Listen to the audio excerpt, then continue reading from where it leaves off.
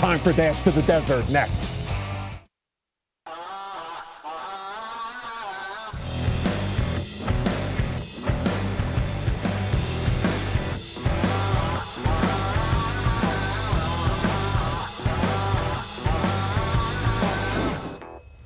And then there were four. Hey everybody, welcome to Dash to the Desert on Your View. I'm your host, Vin Parisi, alongside former NBA World Champion Scott Williams and former UNC Tar Heel. How about those heels? Sweating that one out. I did sweat out those final moments from down 5 to up 8 to back to tied, and then Luke May. And listen, I mean, this tournament is as unpredictable as it gets these days, especially the last several years. But you look at South Carolina, Gonzaga, and you look at Oregon and UNC. We have that blue blood surrounded by three teams that a lot of people thought may not be there. And granted, Gonzaga's a 1 seed, but a lot of people didn't know if they would break through.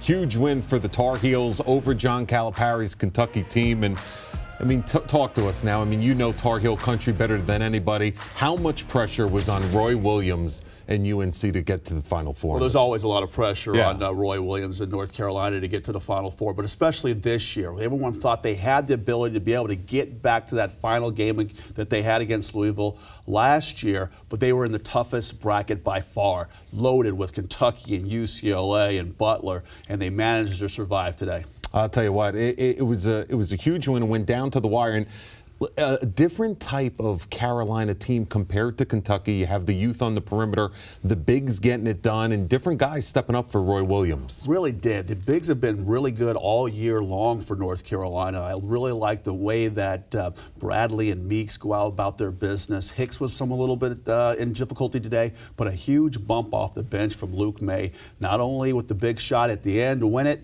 but also playing defense and grabbing boards. Give Jackson a lot of credit too. He struggled a little bit to find his rhythm, but came up big down the stretch. And even the young fellow Joe Barry, who has a nasty ankle injury in the basketball game, comes back and grits out the rest of the basketball game. Absolutely. And played well and really did a nice job when North Carolina was having trouble finding the rhythm to their offense. He got them into something, brought them back, and got the lead. Now let's bring in our Your View insider, Kevin McNamara from the Big East and the Providence Journal. Kevin, after the way John Calipari's guards, especially Fox, played in that last game, what did you think the Wildcats were going to bring to this one against the Tar Heels?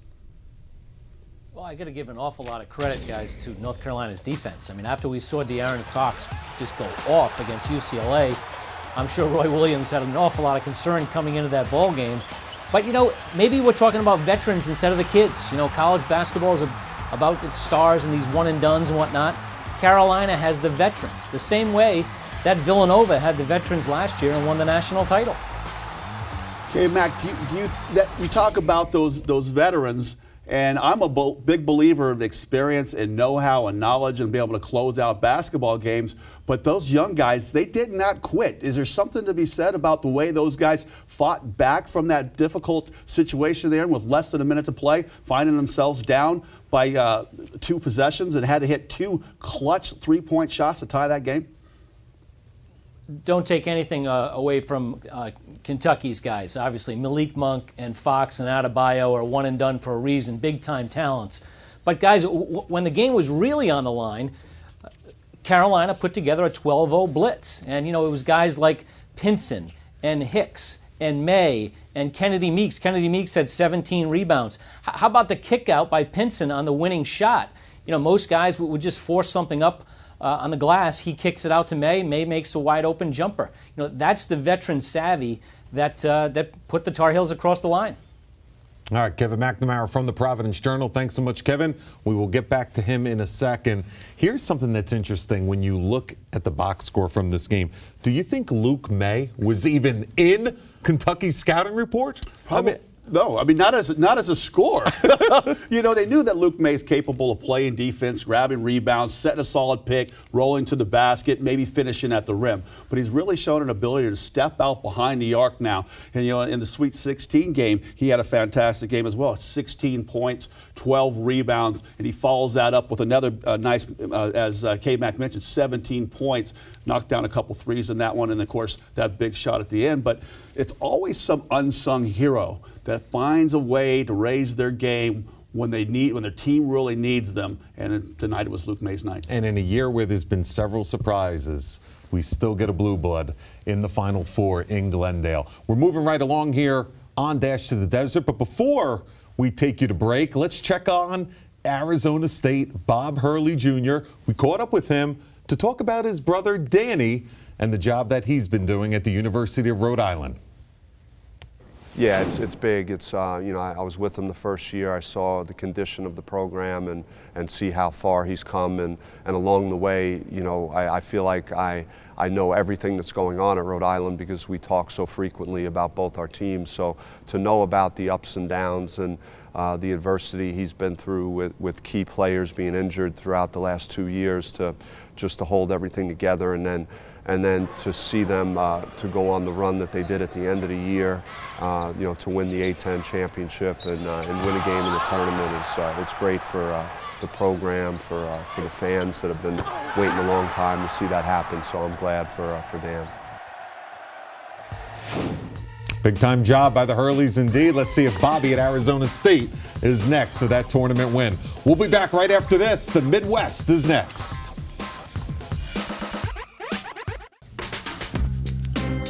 From 68 teams down to 4, and that's where we're going to be next weekend.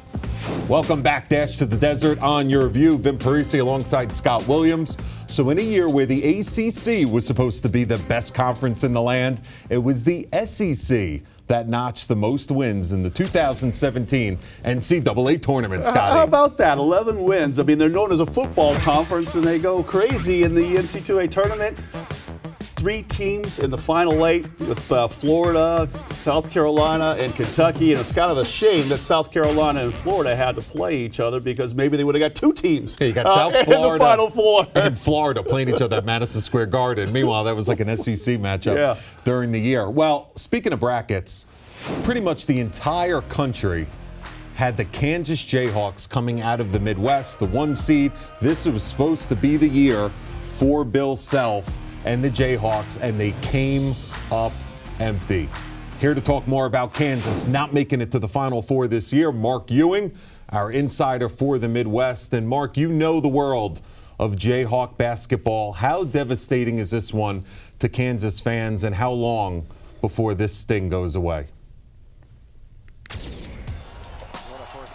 Well, it's certainly devastating, and it is shocking. And as I come to you tonight from Tulsa, Oklahoma, it's interesting that the last time a team west of Norman, Oklahoma went to the Final Four, that was 2008 in UCLA. They were in the midst of a run where they had 3 consecutive trips to the Final Four. And then prior to that was 2001 in Arizona. All of a sudden you got Gonzaga and you got Oregon in the Final Four. And you got a vast geography between Oregon and, let's say, Chapel Hill, North Carolina, where there is no representation. But as for the Kansas Jayhawks, sure, they're devastated and very disappointed. And I got to say this, to my observation, it was that Kansas played extremely tight. You could tell from the get-go that the Jayhawks are not going to play their type of game. They played out of character, and perhaps kudos to Oregon, who came out with a matchup zone, made Kansas struggle a little bit. Devontae Graham, who had hit everything against Purdue, went 0 for 7 against Oregon, 0 for 6 from three-point range. Josh Jackson with a couple fouls early. He got out of his game, and Kansas found themselves in a catch-up mode, something they had done often this year.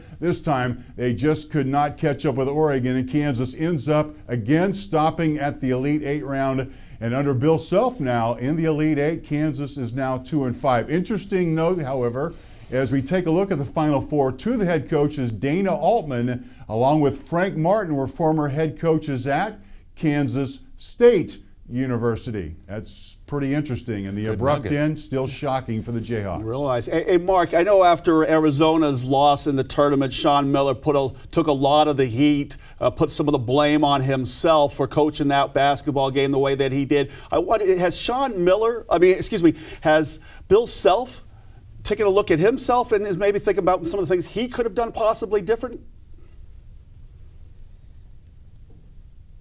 Well, I think he's talked about it before because, as you will recall, it's happened to the Jayhawks before when they've reached the Elite 8 round. The interesting thing about these tournaments is it's a 3-day event with 2 games. So there's the day between the Sweet 16 and the round of the Elite 8. And I know that my experience, we've asked him about it before, and he's taken a long look at his team's routine in between the games. Kansas not successful again, and I'm sure they'll rewind and look at their approach when they get to that point once again.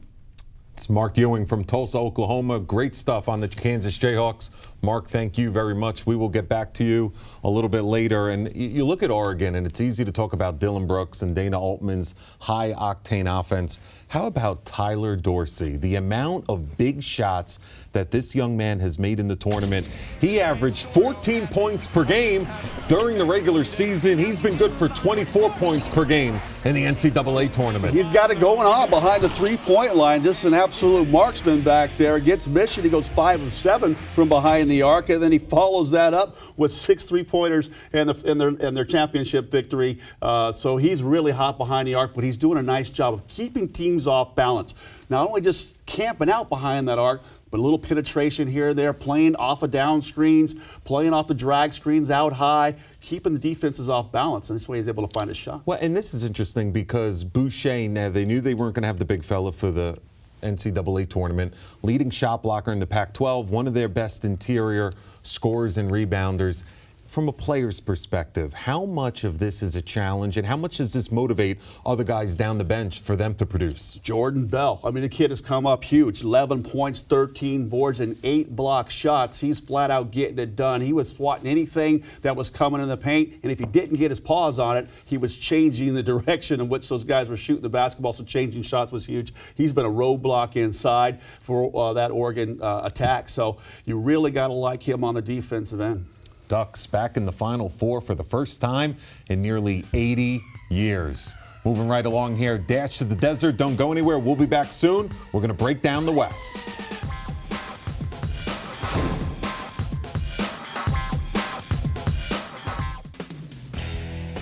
We're back, Dash to the Desert. Vin Parisi, Scott Williams.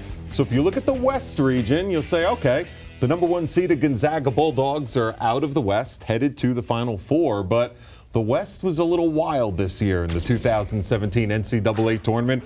Who would have guessed that the Zags would have had to play the 11-seeded Xavier Musketeers, who knocked off Sean Miller's Arizona Wildcats? Here to talk more about the Xavier Musketeers from the Big East is our Big East insider on Your View, Kevin McNamara from the Providence Journal. Kevin, this is a unique situation, not because an 11 seed made it this far in the tournament, but talk to us about all of the challenges that Chris Mack's Xavier program faced these last few weeks to get to this point. Yeah, guys, I don't see Xavier as a Cinderella program. They live in the Sweet 16. They paid Chris Mack $1.5 million, and he's done just a great job in Cincinnati. But when you lose your best player, Edmund Sumner, to a knee injury at the start of February, lose 6 in a row, limp into the NCAA tournament, no one sees you this far in the NCAAs. Obviously a great job by Chris Mack. And Xavier has been a consistent winner for a long time, even before Mack got the job in Cincinnati. Yeah, I really love Blewett. He had a fantastic game against the Cats, 25 points, 18 of those in the first half. You mentioned that this team is constantly getting to the Sweet 16. What do they got to do now to get over the hump and get to the Final Four? Well, Scott, I think if Sumner was healthy the entire season, they had a Final Four type team. They were playing that well for the first 2.5 months of the season. But, when your star point guard, a kid who probably could have jumped to the pros after this season, he was playing that well, certainly a first-team All-Big East player. He'll return next year. Blewett's, hopefully, Blewett doesn't jump to the pros. He certainly should come back as well. And J.P. McCure really played well in the NCAA tournament and has had a very good career at Xavier. Those 3 guys, perimeter-wise, I put them up against anybody in the country. Obviously, continuing to do the job on the recruiting trail, they've certainly benefited from their jump to the Big East, can put them over the top, and they can be knocking on the door pretty much every year. I like Makura. He mentioned Makura, He is. 6'5", shooter He from the is. outside, go inside and play well. Thank you, Kevin McNamara. And, what are the best stories in college hoops this year? They go from a bubble team to a team knocking on the door at the Final Four. And if Xavier would have made a run at the Final Four, this would have been their company. I mean, some unusual suspects there, some big name programs, but every once in a while, this is what makes this tournament fun. You got to love the NC2A tournament because if you get into the big dance, you have a chance. I remember that 2011 VCU team. They were fun to watch. With Shaka. With Shaka. Right. Now, Sean Miller in Arizona, we talked about them getting knocked off by Xavier. Not expected, and this will be a stressful offseason for Sean Miller, head coach of the Wildcats. Tough pill to swallow, and so many felt this was going to be the year for Sean Miller and the Wildcats. To talk more about Arizona basketball and the tough break that the Wildcat fans have to go through this offseason is our friend Adam Finkelstein joining us on the phone. Adam, does the title of the best coach in America never to coach in a Final Four still go to Sean Miller?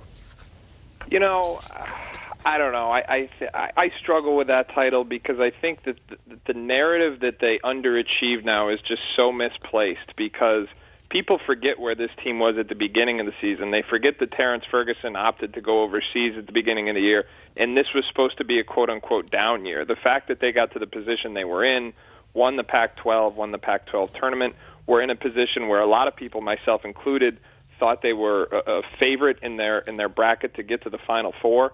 I think that speaks to, just how good Sean Miller really is. So is he the best to have never gotten to a Final Four? Probably, because he's one of the best in the country overall. And what about the job of what Chris Mack and the Xavier Musketeers did? We talked about them, two close friends matching up in that contest. Is Chris Mack going to be one of those guys that we're talking about at an elite level for a long time?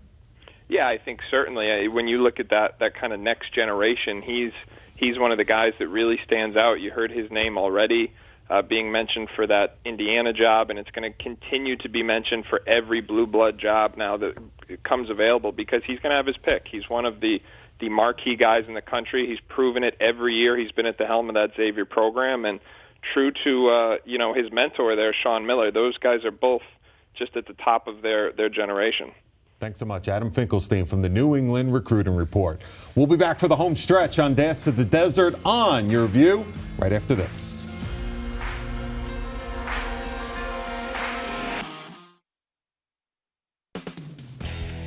Welcome back to Dash to the Desert. Just want to remind everyone, Cox Communications will open more than 1,300 Wi-Fi hotspots across the valley to the public for free from March 31st to April 3rd as residents gear up for the Final Four. Hotspots can be found at cox.com/hotspots. Users can also click on the Wi-Fi icon on the map, download the Cox Connect app for iPhone, Android devices to immediately access directions to the hotspot addresses. For more info, go to cox.com/Wi-Fi. All right, when you look at the East, the most surprising team in this Final Four probably has to be Frank Martin's University of South Carolina Gamecocks. And who would have thought, not just, you don't want to say Cinderella and SEC, but who would have thought South Carolina, Scott, would have came out of a region with Wisconsin, Florida, and don't forget Villanova. Well, that Wisconsin-Florida matchup was probably the best one of this tournament so far. I mean, in overtime, 2 buzzer beaters to end it. But you're right about this South Carolina team. They just mauled Baylor. Darius Thornton with 24 points against the Baylor Bulldogs. And then he follows that up again with 26 points and 7 boards against Florida after being down 40-33 at the half. They come back and find a way. And I just love the way they do it on the defensive end. They let their defensive stops propel them to get offensive buckets on the other end. And he is on those kids, coaching them up. They believe in him and they believe in the system. Absolutely. Let me answer this. Is it more difficult to come in as a South Carolina to where you're new to everything?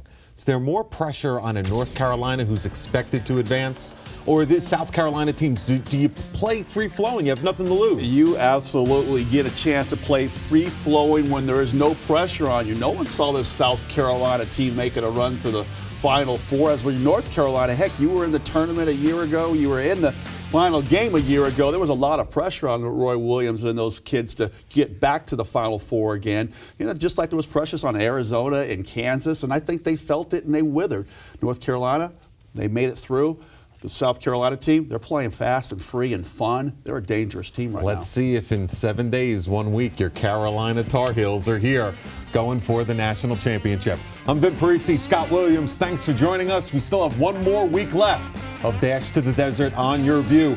Don't forget, for our overtime editions, go to yourview.com.